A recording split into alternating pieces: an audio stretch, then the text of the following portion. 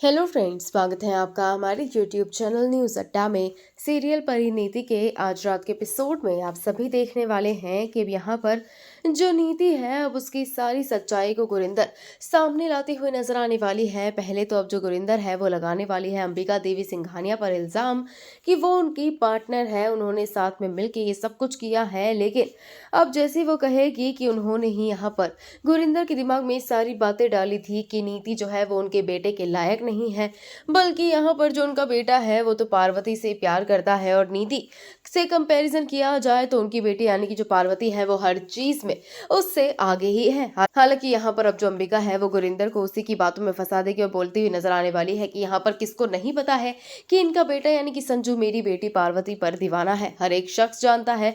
और मैंने ऐसा कुछ भी नहीं कहा, ना ही मैंने इनसे ये कहा कि ये पूरी साजिश करे और ना ही मैंने इनसे ये कहा कि ये नीति की जिंदगी को बर्बाद करे। जहां हम देख रहे हैं कि जो नीति है वो गुरिंदर को अंदर कमरे में लेकर जाती है और तोड़फोड़ करने लगती है, उनसे यहाँ पर वजह मांगती है कि आखिर वो ये सब कुछ क्यों कर रही है। तो वहीं जैसे वो एक तस्वीर तोड़ने वाली होती है जिसमें परी और बाकी पूरा परिवार होता है, तो वो तस्वीर अब गुरिंदर नहीं तोड़ने देती है और उसे लेकर अब बाहर निकल जाने वाली है। जहां हम देख रहे हैं कि सभी की उंगलियां गुरिंदर पर उठी हुई है, सभी जवाब मांग रहे हैं कि आखिर उसने क्यों किया है। तो वहीं अब सभी को गुरिंदर जवाब देती हुई नजर आएगी और कहने वाली है कि यहाँ पर ये सब कुछ उसने अपनी बेटी की खुशी के लिए किया है, क्योंकि वो पार्वती से प्यार करता है, नीति से प्यार नहीं करता है।